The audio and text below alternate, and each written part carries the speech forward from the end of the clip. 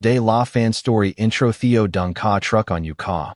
Sua, can I sit with you? The billionaire asked the black single dad. Unaware, he was her secret donor for years. What could make a single question carry such unexpected weight? And why would someone remain unaware of something so significant for years? Hello everyone, and welcome back to the channel. If you enjoy emotional stories filled with mystery, dignity, and unforgettable twists, please subscribe and turn on notifications so you never miss a new story. Thank you for being here and for supporting this channel with every view, comment, and share. Before we begin, tell us in the comments, where in the world are you watching from, and what time is it where you are right now? Now, settle in as we step into a story where one simple moment begins a journey no one could have imagined. The hardest promises to keep are the ones no one knows you ever made. The ballroom shimmered beneath crystal chandeliers, every polished surface reflecting wealth, influence, and carefully rehearsed smiles.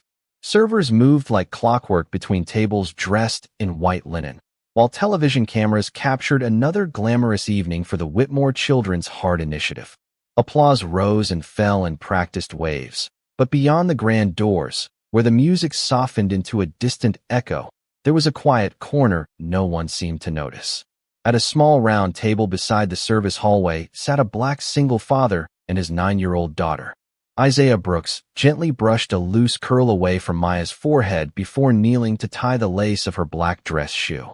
His hands were rough from years of restoring old pianos, yet every movement carried remarkable patience, as though nothing in the world deserved to be rushed when it involved his little girl.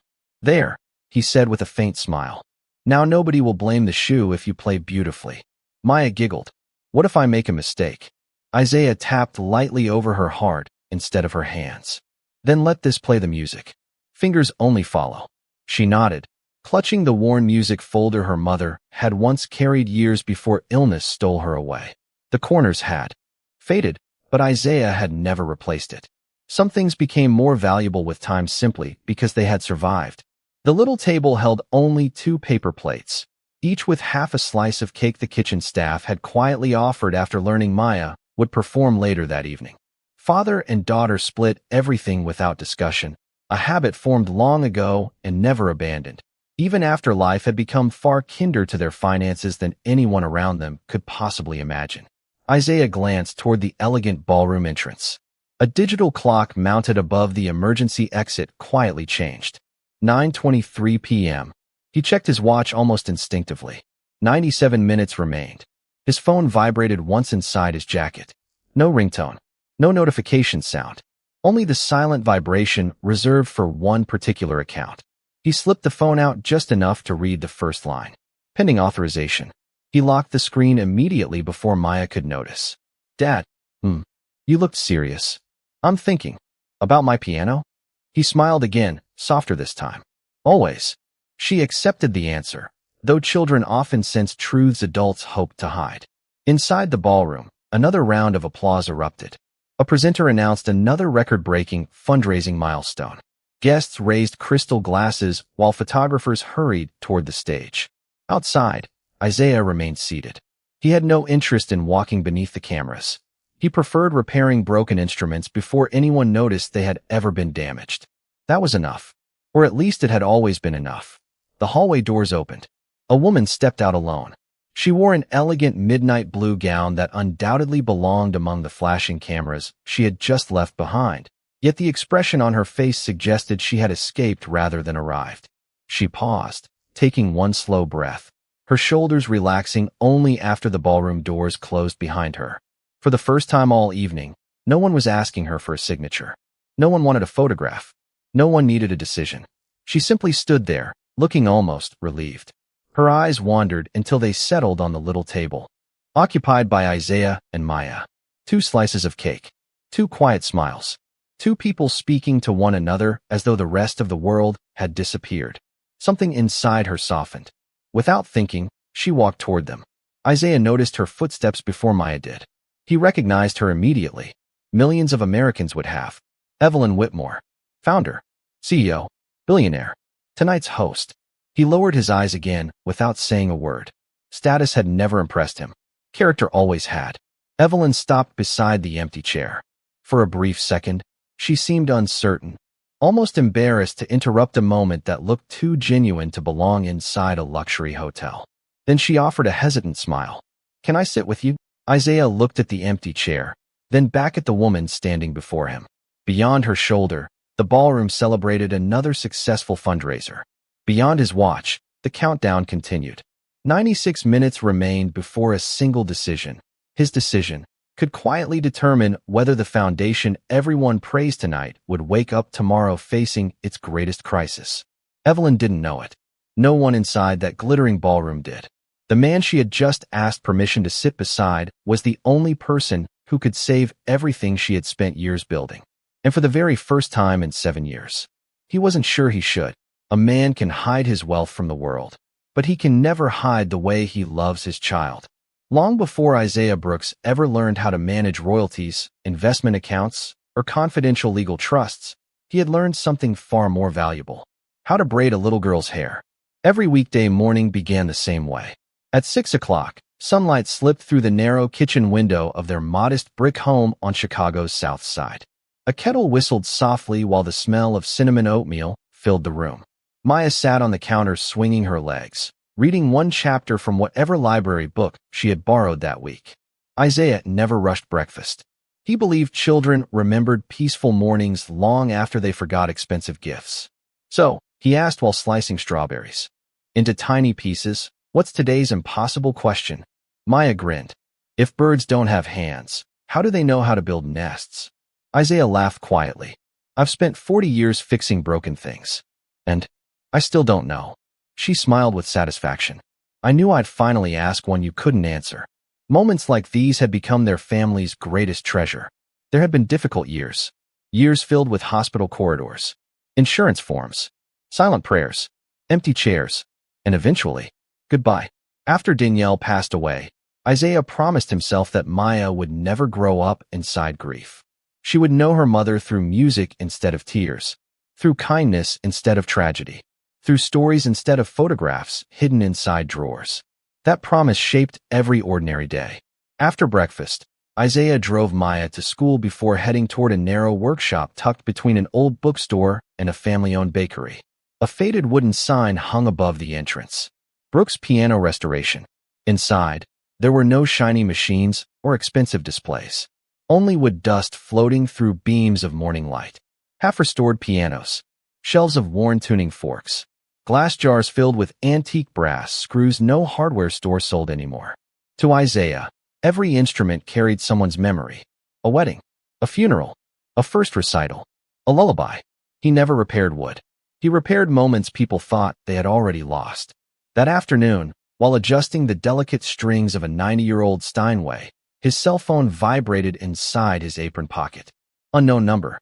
He removed one glove before answering. "This is Isaiah." A calm professional voice greeted him. "Mr. Brooks, this is Eleanor Grant from First National Private Trust." Isaiah stepped away from the piano. "I have your quarterly authorization waiting." "I know. The transfer deadline remains midnight." "I remember." There was a respectful pause. "The amount is unchanged." "It stays frozen." "Very well, sir. No release until I authorize it personally." "As you wish." The call ended. Isaiah stood silently for several seconds before placing the phone back into his pocket. Across the room rested an old oak cabinet. Inside, carefully organized folders contained legal documents almost no one on earth knew existed. Patent agreements, royalty statements, trust records. Every quarter, numbers that could have transformed his own life quietly appeared in accounts bearing his name. Every quarter, almost every dollar disappeared just as quietly. No interviews, no speeches, no photographs, only anonymous wire transfers signed with 2 simple letters. DB. He closed the cabinet without opening a single folder. Money had never been the part that mattered. Promises were. At 3:30, Maya burst through the workshop door carrying her backpack almost as big as she was. "Dad." Isaiah turned immediately. "How was rehearsal?" "I only missed 2 notes." "Only 2. I think. You'll miss fewer if you stop counting them." She rolled her eyes dramatically. "You always say that." "Because it's always true." She wandered toward the old, upright piano near the window and played the opening melody Danielle had composed years earlier. The music was simple, gentle, hopeful. Isaiah stopped working. He never interrupted that song. Not because it was perfect, because it was hers. When the final note faded, Maya noticed an envelope lying beside his toolbox. Across the front were elegant silver letters. Whitmore Children's Heart Initiative. You forgot your mail. I know. Aren't you going to open it? Not yet. Is it important? Isaiah looked at the envelope for a long moment. It probably is. You sound nervous. I'm thinking. She tilted her head. About tonight. He smiled. About doing the right thing. She accepted the answer without another question. Children often trusted what adults left unsaid. Outside, evening slowly settled across Chicago. The city prepared for another glamorous fundraising gala. Television crews assembled. Guests adjusted tuxedos. Executives rehearsed speeches. Meanwhile, in a quiet piano workshop, Isaiah carefully locked the cabinet containing documents worth millions before picking up Maya's music folder. Neither of them noticed that the unopened envelope from the Whitmore Foundation remained exactly where it was. Waiting. Just like the decision that would have to be made before midnight. Sometimes the loneliest person in the room is the one everyone came to applaud. From the center of the ballroom, Evelyn Whitmore looked exactly like success. Television lights followed her every movement as she welcomed donors, greeted politicians, and thanked corporate partners whose names sparkled across enormous digital screens. Every handshake was photographed. Every smile was expected. Every word sounded carefully measured. To everyone watching, she was the woman who had built one of America's most respected children's heart foundations. No one noticed how exhausted her eyes had become. Behind the cameras, another celebration was unfolding. The Whitmore Health Technologies Board had gathered inside a private conference lounge overlooking the ballroom. Crystal glasses rested beside thick financial reports while conversations shifted effortlessly between charity and quarterly earnings, as though the two belonged in the same sentence. Grant Holloway stood near the panoramic windows, reviewing figures on his tablet. At 47, the company's chief financial officer had earned a reputation for making impossible numbers work. Investors admired him. Banks trusted him. Newspapers called him brilliant. Grant preferred another word. Necessary. As Evelyn entered the room, every conversation paused. There you are, Grant said pleasantly. We've been waiting. She accepted a folder without sitting down. What is it? Our merger projections. I asked for those tomorrow. I know. He waited until the doors closed. There's been a development. Evelyn slowly opened the folder. One number immediately caught her attention. A transfer expected before midnight. Status, pending. Her expression changed almost imperceptibly. It hasn't arrived? Grant shook his head. Not yet. It always arrives. It always has. Silence settled across the room. Only 3 people knew exactly how much that anonymous donation meant. Without it, 23 pediatric heart surgeries scheduled over the next several weeks would have to be postponed. Children would wait. Parents would panic. Doctors would lose resources. They had already promised. The mysterious donor had quietly protected the foundation for 7 consecutive years. No interviews. No publicity. No meetings. Only one request. Remain anonymous. Evelyn closed the folder. We wait. One board member cleared his throat. Respectfully, Evelyn, waiting isn't a strategy. Another executive leaned forward. Our investors are asking reasonable questions. They're asking about children? No. They're asking who keeps writing 8-figure checks. Grant spoke carefully. They believe transparency creates confidence.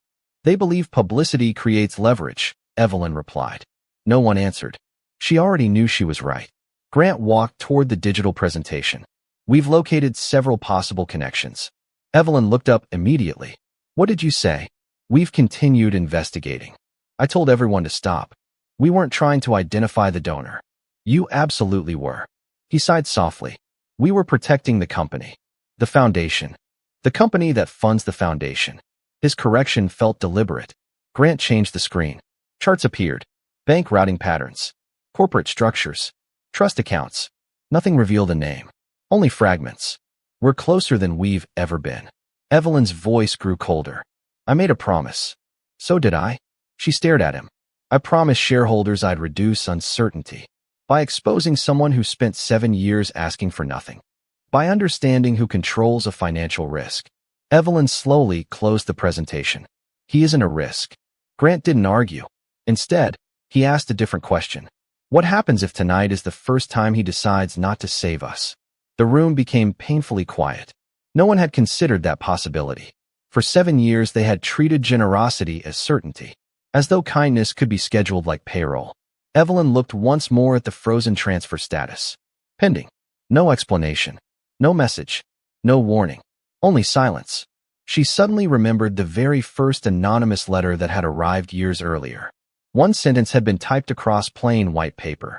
Please let every dollar reach the children before anyone remembers my name. She had kept that letter. Folded. Protected. Locked inside the top drawer of her office. Grant interrupted her thoughts. The merger vote is tomorrow morning. I know. If the funds don't arrive before midnight, confidence collapses. My concern isn't confidence. It should be. My concern is whether 23 families wake up believing we failed them. Grant studied her carefully. You care about people. I do. I care about making sure there are enough resources left to help the next 1,000. Neither of them was lying. That made the disagreement far more dangerous. Evelyn closed the folder and walked toward the door. Where are you going? For some air. We still have photographers waiting. They can wait. She stepped back into the corridor. The applause from the ballroom echoed behind her, sounding strangely distant now. For the first time all evening, no one called her name. No one handed her another speech. No one asked for another decision. Then she noticed something she had somehow missed all night. Down the quiet hallway sat a father gently laughing with his daughter over 2 small slices of cake. There were no cameras pointed at them. No reporters. No investors. Just peace. Something inside Evelyn longed for that ordinary moment more than another standing ovation. Without fully understanding why, she walked toward the empty chair beside their table. The people who change your life rarely introduce themselves by telling you who they are. For a brief moment, neither of them spoke. The ballroom doors remained closed behind Evelyn Whitmore, muting the applause until it sounded like rain falling somewhere far away. Standing beside the little round table, she suddenly felt awkward. She couldn't remember the last time she had asked permission to sit anywhere. Boardrooms waited for her. Restaurants reserved the best table before she arrived. People usually stood when she entered. Yet now she found herself waiting for the answer of a man whose jacket sleeves carried faint traces of sawdust. Isaiah looked at the empty chair before meeting her eyes. Of course, he said calmly. It's only empty because we were expecting someone who never came. Something about that sentence lingered in the air. Evelyn smiled gently before taking the seat. Thank you. Maya studied the elegant stranger with the honest curiosity only children possessed. I like your dress. Evelyn laughed softly. And I like your honesty. My dad says compliments don't cost anything. Isaiah smiled without looking at either of them. I also tell her they're worth more when they're true. For the first time that evening, Evelyn smiled without thinking about cameras. She glanced at the 2 paper plates. You split your dessert. Maya nodded proudly. We split everything. Isaiah shrugged. It saves arguments. No, Maya corrected him with a grin. It reminds us we're a team. Evelyn looked at the little girl for several quiet seconds. A team. She couldn't remember when she had last belonged to one. Not the kind built by contracts or shareholders. The kind built by love. Maya noticed Evelyn staring toward the ballroom. Is your family in there? The question caught her completely off guard. She hesitated. No. What about your husband? I don't have one. A boyfriend. Isaiah cleared his throat gently. Maya. What? You don't have to interview everyone. I'm just asking. Evelyn laughed again, surprising herself. It's all right. She looked down at her hands. No husband. No children. No one waiting for me at home. Maya frowned as though trying to solve an impossible math problem. That sounds lonely. The little girl hadn't meant to be unkind. Children simply described what adults often avoided saying. Evelyn answered honestly. Sometimes it is. Silence settled between them. Not an uncomfortable silence. The kind that didn't need to be filled. Isaiah finally spoke. Loneliness isn't always about being alone. She looked toward him. Sometimes it's about being surrounded by people who only know your title. Their eyes met for the first time. For one strange second, Evelyn had the unsettling feeling that this quiet man understood something about her life no newspaper ever had. She decided to change the subject. So, what brings you here tonight? My daughter. Maya lifted the worn music folder. I'm playing piano. You must be excited. I'm terrified. Isaiah chuckled. That's another word for excited. She rolled her eyes. Dad, what? You always make fear sound smaller. Because it usually is. Evelyn watched him carefully. His voice was never loud. He never tried to sound wise. Yet every sentence seemed to come from years of surviving things far heavier than ordinary life. And what do you do? She asked. Isaiah leaned back slightly. I fix things. What kind of things? Pianos. She blinked. Pianos. Mostly old ones. Why old ones? He glanced toward Maya before answering. Because people are too quick to replace what only needs someone willing to understand it. The words landed somewhere deep inside Evelyn. She realized he wasn't talking only about instruments. Her bracelet suddenly slipped loose as she adjusted her sleeve. The delicate clasp had broken. Without thinking, Isaiah reached into the small leather pouch attached to his belt. Inside were tiny precision tools worn smooth from years of careful use. May I? She extended her wrist. His hands worked with astonishing gentleness. Less than 30 seconds later, the clasp clicked perfectly back into place. There. You repaired it that quickly? I've learned that most broken things don't need force. They need patience. Evelyn looked at the bracelet. My younger sister gave me this. Isaiah didn't ask where her sister was. He simply nodded. Then I'm glad it's still doing its job. No sympathy. No unnecessary questions. Only respect. For reasons she couldn't explain, that meant more than any comforting speech she had heard in years. Across the hallway, ballroom doors opened briefly. Someone called Evelyn's name. She didn't answer. Instead, Maya carefully broke the last piece of cake into 2 equal halves. She pushed one small piece toward Evelyn. My dad says nobody should eat alone. Evelyn stared at the tiny piece of cake, worth perhaps $3, offered with complete sincerity. She accepted it with a smile that felt strangely close to tears. She had attended dinners worth hundreds of thousands of dollars. Yet this small piece of cake, shared by strangers who expected absolutely nothing from her, felt like the most generous gift she had received in years. Across the table, Isaiah quietly checked his watch. 91 minutes remained. The decision waiting for him had not disappeared. But for the first time that night, he almost wished time would slow down. The first lie rarely sounds dangerous. It usually sounds reasonable. The moment lasted only seconds. Then it was gone. The ballroom doors swung open once again, spilling warm light into the quiet hallway. There you are, Ms. Whitmore. A young event coordinator hurried toward Evelyn, slightly out of breath. The board is asking for you. Evelyn glanced back at Isaiah and Maya. I'll be there in a minute. The coordinator nodded politely before disappearing down the corridor. Maya smiled. They always need you. Evelyn gave a small laugh. Sometimes I wish they didn't. Isaiah stood, brushing invisible dust from his jacket. It's almost time for Maya's performance. You should go, Evelyn said. I'll see you both inside. Maya waved enthusiastically. Don't forget to clap. I promise. As father and daughter disappeared toward the backstage entrance, Evelyn remained where she was for another moment. She realized she didn't even know Isaiah's last name. Yet somehow the brief conversation had left her feeling calmer than hours spent among executives. She took one slow breath before returning to the ballroom. The atmosphere changed instantly. Music, champagne, conversations worth millions of dollars. Grant Holloway approached before she had taken 3 steps. There you are. I know. You disappeared. I needed air. Grant lowered his voice. We have another issue. What now? He guided her toward a quieter corner near the donor display wall. Our compliance department found something unusual. He handed her a tablet. Several security photographs appeared on the screen. One image immediately caught her attention. It showed Isaiah sitting beside Maya outside the ballroom only minutes earlier. Another showed him entering through the staff corridor. A third displayed his name beside the guest registration. Isaiah Brooks. Occupation, piano restoration. Grant folded his arms. Recognize him? I met him. You've been talking to him? Yes. For how long? Maybe 15 minutes. Grant's expression hardened. That's unfortunate. Evelyn looked up. What does that mean? We've been looking into him. Her eyes narrowed. Why? He doesn't belong here. He was invited.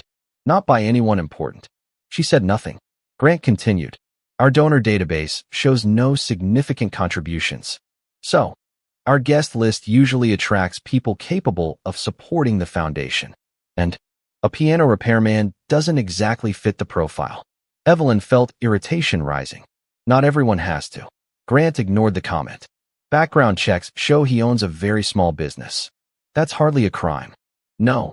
Grant tapped another document. But financial records become difficult to understand. She looked more closely. Income reports appeared surprisingly modest. Nothing unusual. Then she noticed another page. Several companies connected through legal trusts. Most fields had been redacted. What's this?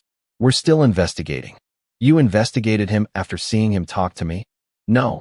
Grant answered too quickly. We noticed him earlier. Evelyn looked at him carefully. She had worked with Grant for nearly a decade. She recognized the difference between confidence and concealment. You're not telling me everything. He smiled politely. I'm telling you what matters. At that exact moment, another executive approached. Grant, the press conference begins in 5 minutes. I'll be right there. Before leaving, Grant leaned slightly toward Evelyn. I'd be careful. About what? Some people become very good at appearing ordinary. He walked away. Evelyn watched him disappear into the crowd. His warning lingered in her thoughts. Ordinary. Isaiah certainly looked ordinary. His jacket had been pressed but worn. His shoes had been repaired more than once. His hands carried years of honest labor. Nothing about him suggested deception. Yet something else bothered her. Grant had never shown interest in an ordinary guest before. Not unless he believed there was something worth discovering. Across the ballroom, Maya quietly took her place beside the grand piano. The audience applauded politely. Isaiah stood near the side curtain where parents usually waited. He wasn't looking at the audience. He wasn't looking at the stage. He was checking his watch. 83 minutes remained. His phone vibrated again. This time the message contained only 4 words. Awaiting final authorization. He slipped the phone back into his pocket without replying. From the opposite side of the room, Grant noticed the movement. He casually handed another executive his drink. Keep watching him. The piano player? No. The father. Why? Grant never looked away from Isaiah. Because people who carry themselves that quietly are usually hiding something. He smiled. And I intend to find out exactly what it is. On stage, Maya placed her small fingers on the piano keys. The first gentle note floated through the ballroom. Every conversation slowly faded into silence. Only Isaiah recognized the melody immediately. It wasn't a famous classical piece. It wasn't written by any celebrated composer. It was the lullaby Danielle had written for their daughter years before. Across the audience, Evelyn felt something unexpectedly familiar in the music. A memory she couldn't quite reach. A feeling she couldn't explain. And somewhere behind the applause, Grant Holloway began building a suspicion that would soon place the wrong man at the center of a dangerous accusation. Truth has a strange way of revealing itself, not through the powerful, but through the innocent. The final note lingered in the ballroom long after Maya's fingers left the piano keys. For several heartbeats, no one moved. The melody had been simple. No dazzling technique. No impossible tempo. Just warmth. Just love. Then the audience rose to its feet. Applause rolled through the ballroom like gentle thunder. Maya searched the crowd until she found Isaiah, standing quietly beside the curtain. He wasn't clapping the loudest. He was simply smiling. That smile meant more than every standing ovation combined. As Maya hurried off the stage, she threw herself into his arms.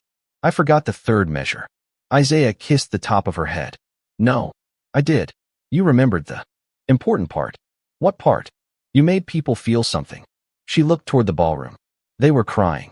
That's what music does when it's honest. Across the room, Evelyn remained standing. She hadn't applauded because she was still trying to understand what she had just felt. The melody. It refused to leave her mind. Not because she had heard it before.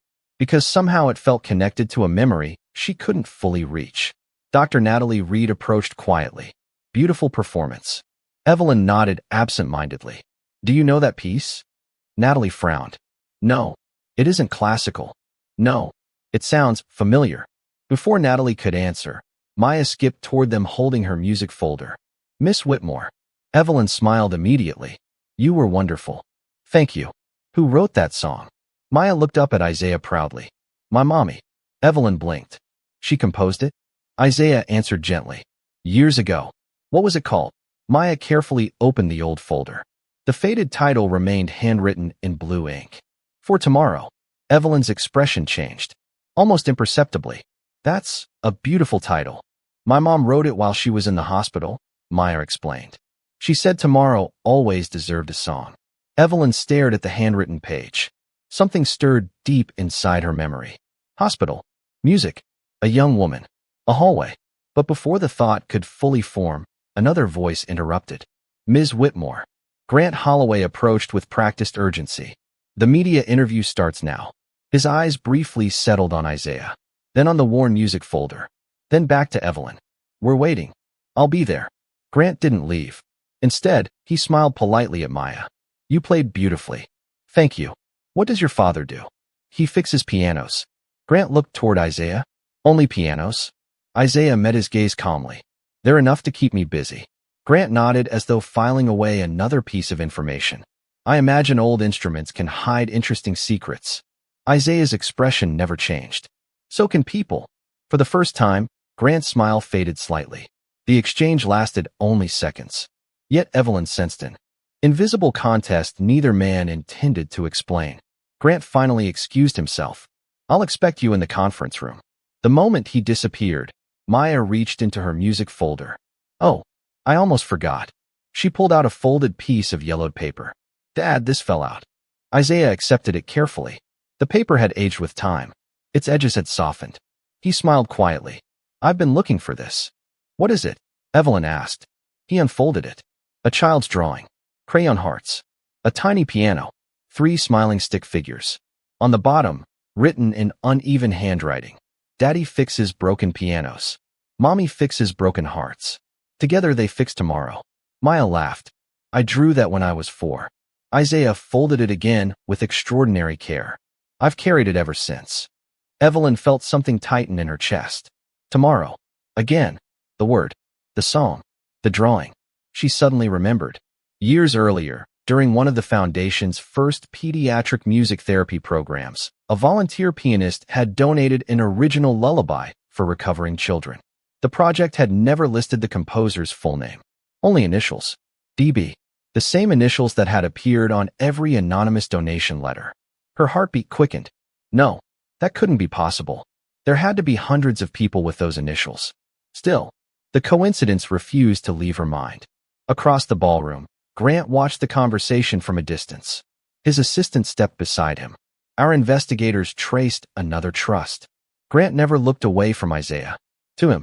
Not directly, but close. Grant smiled slowly. Good. What do you think he's hiding? Grant answered without hesitation. Whatever it is, I'm going to expose it before midnight. Unaware of the storm quietly gathering around him, Isaiah slipped Maya's childhood drawing back inside the worn music folder. He glanced at his watch. 72 minutes remained. For 7 years, he had protected a promise from the shadows. Tonight, for the very first time, the shadows had begun to recognize his face. The greatest sacrifices are not the ones that cost us money. They are the ones that ask us to relive the day we almost lost everything. The ballroom slowly returned to conversation. Guests congratulated Maya. Reporters gathered around Evelyn. Executives whispered about tomorrow's merger. Yet Isaiah heard almost none of it. His phone vibrated once more. Final authorization expires in 60 minutes. He slipped the device back into his pocket. For 7 years, that message had arrived every quarter. It had never been difficult to answer. Tonight was different. Mr. Brooks. Isaiah turned. Dr. Natalie Reed stood beside him. I've wanted to thank you. He looked puzzled. I don't believe we've met. We haven't. She smiled gently. But I've met hundreds of children because of someone like you. He remained silent. Natalie continued carefully. I've worked with the Whitmore Foundation since it opened. I know. I've watched children leave the hospital who weren't expected to. Isaiah lowered his eyes. That's good. She hesitated. Evelyn carries every one of those children with her. I imagine she does. And tonight, she's terrified. Isaiah looked toward the ballroom, where Evelyn stood smiling for another photograph. The smile no longer fooled him. I can see that. Natalie sighed. The board thinks she's worried about the merger. But she isn't. No. What frightens her is walking into the pediatric ward next week and telling parents there isn't enough funding. Isaiah closed his eyes for a brief moment. That sentence reached somewhere he had spent years trying to protect. Because he had once stood in that very hallway. Years earlier.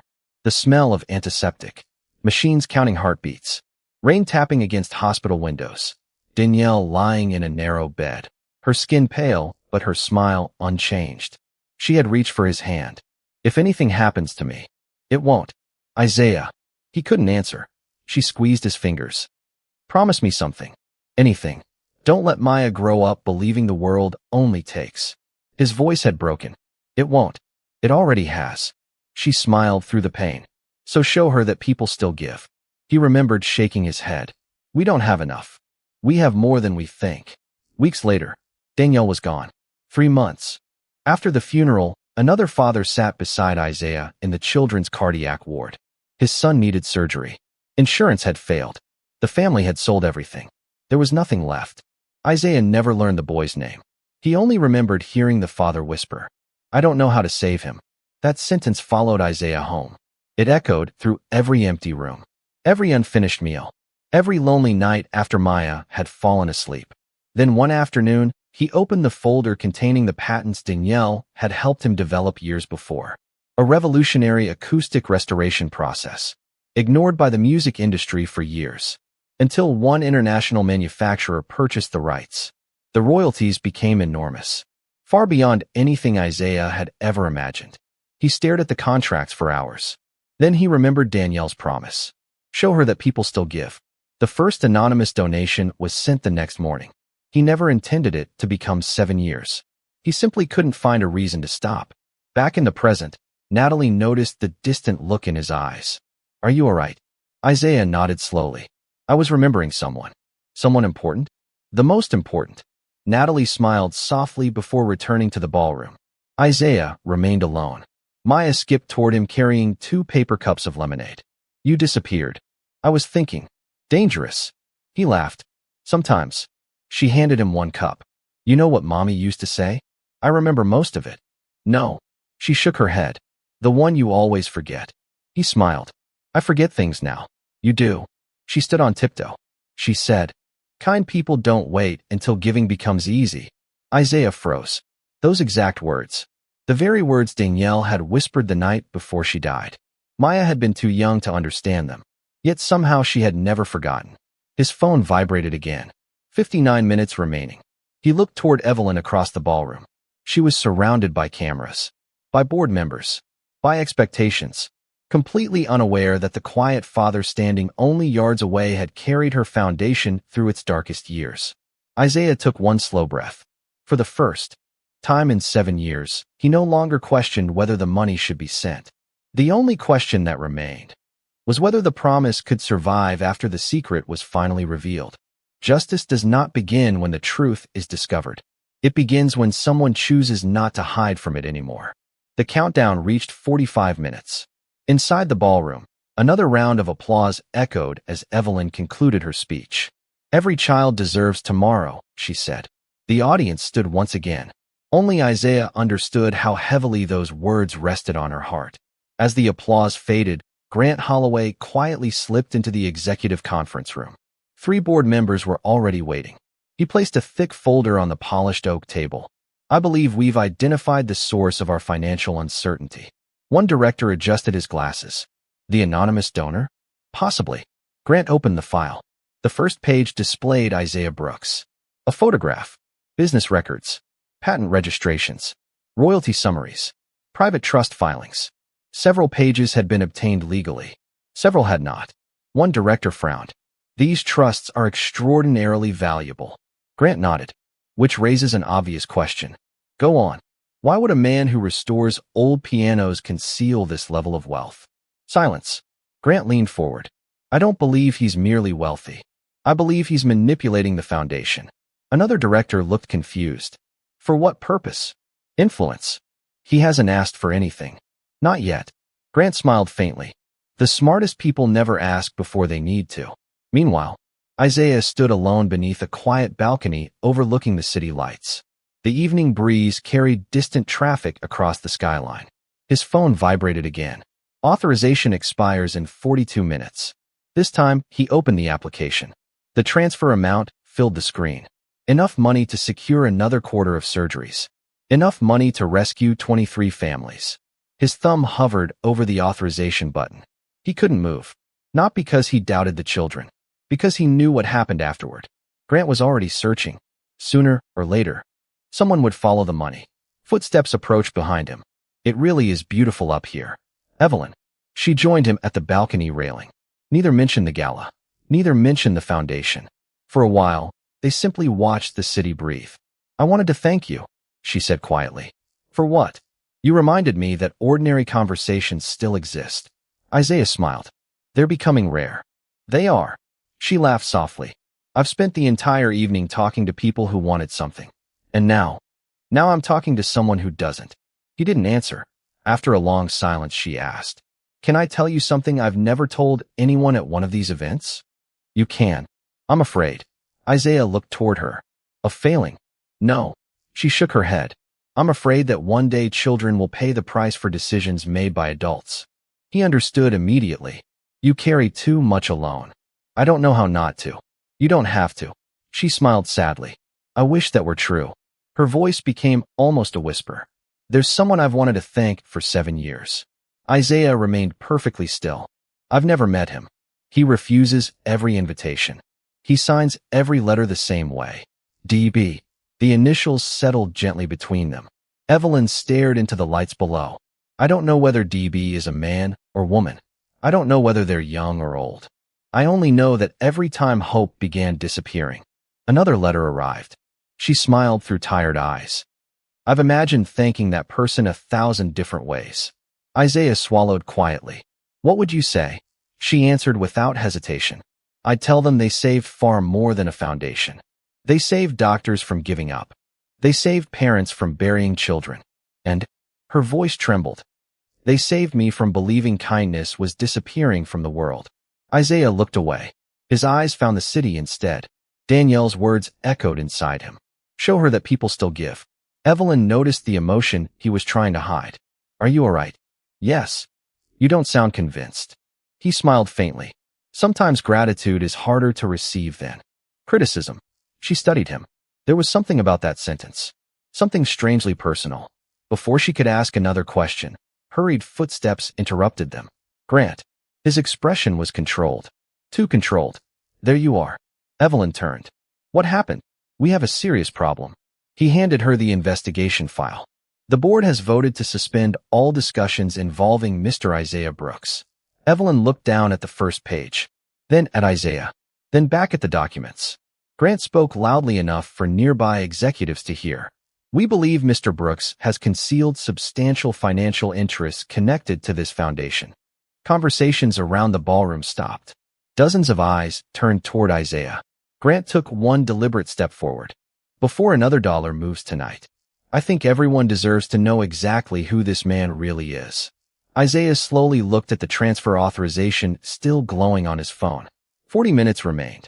The secret that had protected thousands of children for 7 years was about to become impossible to keep. In the end, the chair beside you matters far more than the throne beneath you. No one spoke.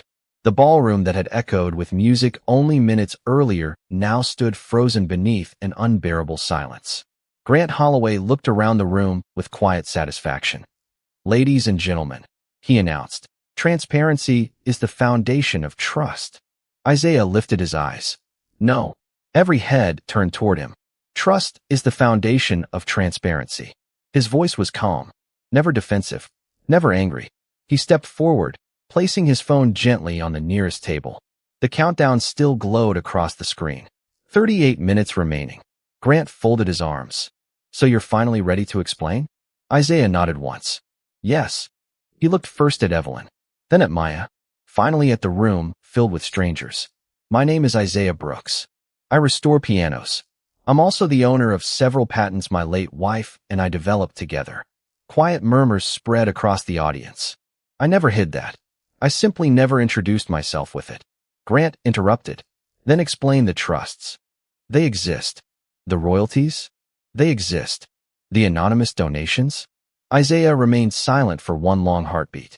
Then he answered, they exist too. The ballroom seemed to stop breathing. Evelyn stared at him. Grant smiled triumphantly. So you admit it. I do.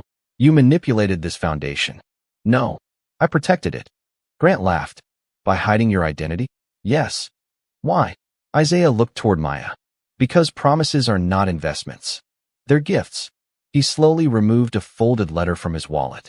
The paper had become soft from years of being carried. My wife wrote this before she died. He unfolded it carefully. My husband. His voice nearly failed. Then he continued. If kindness ever becomes your success, promise me you'll never let your name become more important than the people you're helping. Silence returned. Isaiah folded the letter again. I made that promise. So every donation was anonymous. Every scholarship. Every surgery. Every emergency transfer. I never wanted gratitude. I wanted children to go home. Across the room, tears filled Evelyn's eyes. She stepped forward. You're. Isaiah nodded gently. DB. The initials seemed almost too small to carry 7 years of hope. Evelyn covered her mouth. All the unanswered letters. All the impossible rescues. All the nights she believed someone she would never meet still believed in her mission. The person had been sitting beside her, sharing cake, repairing her bracelet, listening more than speaking. Grant's confidence finally cracked. You still concealed financial interests. Isaiah turned toward him. I disclosed everything required by law. The trusts were reviewed independently. The board received every audited report. I simply removed my name. One elderly board member slowly opened the investigation file. After several pages, he looked toward Grant. These reports were already filed. Grant froze. The director continued. You omitted this section. Another director flipped through the documents. And this legal opinion. A third found the foundation's compliance certification. It explicitly approves anonymous donor structures. The room changed. Not dramatically, quietly, like sunlight entering through clouds. Every eye shifted from Isaiah to Grant. Evelyn looked at the board. I want an independent investigation. Immediately, Grant tried to speak. Evelyn, no. Her voice remained calm. For years you searched for someone to control. You never imagined that person was quietly saving us all. Security approached. Grant realized the room no longer belonged to him. Without another word, he surrendered his event badge. No applause followed. Justice rarely needed one. Isaiah picked up his phone. The countdown read, 31 minutes remaining. He pressed the authorization button. Transfer complete. 23 more children would receive surgery. Exactly as Danielle had hoped. Months later, the Whitmore Foundation opened a new pediatric music center. There were no marble statues. No portraits of donors. Only one small bronze plaque beside an old restored grand piano. It read, dedicated to every person who chose kindness before recognition. No names, just a promise. Every Saturday afternoon, Maya played that piano while children laughed through the hallways. Evelyn no longer occupied the largest office. She had stepped away from the merger that would have compromised the foundation's mission. Instead, she chose the work that had first inspired her. Sometimes she and Isaiah shared coffee after the concerts. Neither rushed what was quietly growing between them. Some stories deserved patience. One evening, as the last child left the music room, Evelyn noticed the familiar empty chair beside the piano. Can I sit with you? She asked. Isaiah smiled exactly as he had on the night they first met. There's been a place waiting for you. Maya rolled her eyes with exaggerated delight. I told you it would take forever. They laughed together.